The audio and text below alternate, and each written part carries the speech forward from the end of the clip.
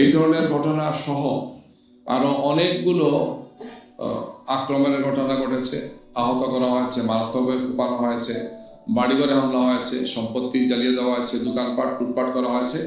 এগুলো একের পর এক ঘটনাগুলো ঘটে যাচ্ছে। আমরা আশা করেছিলাম যে ফেসিবাদের সময় যে ধরনের আচরণ হয়েছিল, নতুন এই বাংলাদেশে এই ধরনের কিছু ঘটবে না। আমরা দেখতে পাচ্ছি যে একের পর এক নির্বাচন পরবর্তী এই ধরনের ঘটনাগুলো ঘটছে এবং এই ব্যাপারে যারা সর্বাধিক আসন পেয়েছেন তাদের পক্ষ থেকে এই ধরনের কোনো দৃশ্যমান কোনো উন্নতি আমরা দেখতে পাচ্ছি না। তাদের নেতা কর্মীদেরকে এই ব্যাপারে প্রয়োজনীয় সংগঠন করা বা তাদেরকে ধৈর্যশীল হওয়ার জন্য বা এই সমস্ত কাজ থেকে বিরত রাখার জন্য যে ধরনের পদক্ষেপ নেওয়া উচিত আমরা সেটা দেখতে পাচ্ছি। আমাদের প্রত্যাশা যে নতুন এই বাংলাদেশে আমরা সহিংসতা মুক্ত একটি বাংলাদেশ পাবো, আমরা একটি সুন্দর বাংলাদেশ গড়ব যেখানে মত প্রকাশের স্বাধীনতা থাকবে, এখানে প্রতিদ্বন্দ্বিতা থাকবে, প্রতিযোগিতা থাকবে, কিন্তু এই সমস্ত বিষয় নিয়ে সহিংসতা হবে না, মারামারি হবে না, খুনাখুনি হবে না।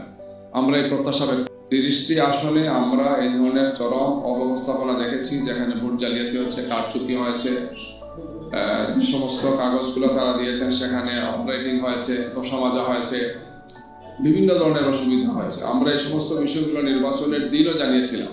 একটি সুষ্ঠু সুন্দর নির্বাচন বাংলাদেশের মানুষ আশা করেছে এবং সেটি নির্বাচন সম্পন্ন হয়েছে।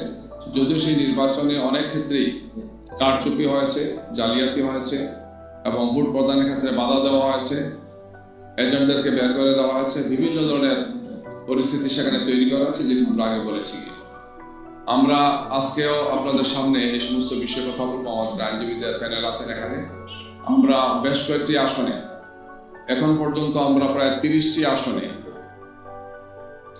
আসনে আমরা এই ধরনের চরম অব্যবস্থাপনা দেখেছি, যেখানে ভোট জালিয়াতি হচ্ছে, কারচুপি হয়েছে, যে সমস্ত কাগজগুলো তারা দিয়েছেন সেখানে অপারেটিং হয়েছে, বসা মাজা হয়েছে, বিভিন্ন ধরনের অসুবিধা হয়েছে। আমরা এই সমস্ত বিষয়গুলো নির্বাচনের দিনও জানিয়েছিলাম। তাৎক্ষণিকভাবে আমরা রিটার্নিং অফিসার এবং ঊর্ধ্বতন অফিসারদেরকে আমরা জানিয়েছিলাম, নির্বাচন কমিশনকে আমরা জানিয়েছিলাম। কিছু কিছু আসনে ভোট রেজাল্ট দিতে মারাত্মকভাবে দেরি হয়েছিল। যেমন ঢাকার কয়েকটি আসনে আমরা ভোর 5টার সময় গিয়ে নির্বাচনের রেজাল্ট পেয়েছি, অথচ আরো কিছু কিছু আসনে বিদ্যুৎ গতিতে রিপোর্ট দেওয়া হয়েছে, রেজাল্ট দেওয়া হয়েছে।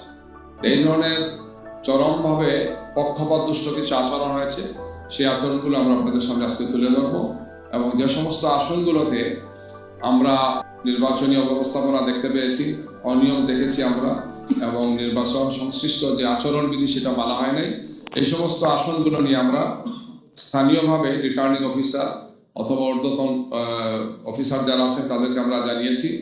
আমরা পুনঃগণনার জন্য, নতুন করে ভোট গণনার জন্য আমরা সেখানে সংশ্লিষ্ট যারা আছেন তাদেরকে আমরা আহ্বান জানিয়েছি, যাতে তারা এই বিষয়ে সেখানে প্রয়োজনীয় পদক্ষেপগুলো গ্রহণ করে। আমরা এই বিষয়ে নির্বাচন কমিশনকেও আমরা জানাবো, তাদেরকে আমরা যোগাযোগ করেছি, তাদেরকে সামনে এটা পৌঁছাবো এবং এই ব্যাপারে সম্ভাব্য সব ধরনের আইনি পদক্ষেপ নেওয়ার সুযোগ আমাদের আছে। আমরা সেই সমস্ত আইনি পদক্ষেপগুলো আমরা গ্রহণ করব।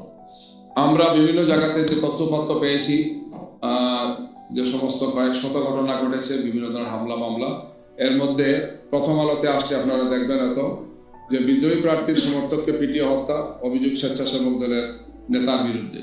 এই নির্বাচনের পরিঘটনাটি ঘটেছে, যেটি আসছে আমাদের কাছে এই সমস্ত তথ্যগুলো আছে। এছাড়াও আরেকটি হত্যাকাণ্ড ঘটেছে, সেটি হচ্ছে মুন্সিগঞ্জে, এটা বাগেরহাটের নির্বাচন পরবর্তী সহিংসতা বিএনপির বিদ্রোহী প্রার্থীর সমর্থক নিহত এবং তাদের নেতার ধারায় সেটা ঘটনা ঘটেছে। যায় দিনেও এটি আসছে। হালুয়াঘাটে নির্বাচন পরবর্তী সহিংসতা একজন শিশু এবং কয়েকজন আহত হয়েছে। এছাড়া এই ধরনের নিহতের ঘটনায় একজন ছেলের সুখে মায়ের মৃত্যু পত্রিকায় আসছে, যে ফেনী জেলার দাগনভূঞা উপজেলায় সিলোনিয়া বাজারে গতকাল যুবদলের সন্ত্রাসীদের হামলায় আহত জামাত কর্মী দুলালের মাসরুফ করে তিনি ইন্তেকাল করেন।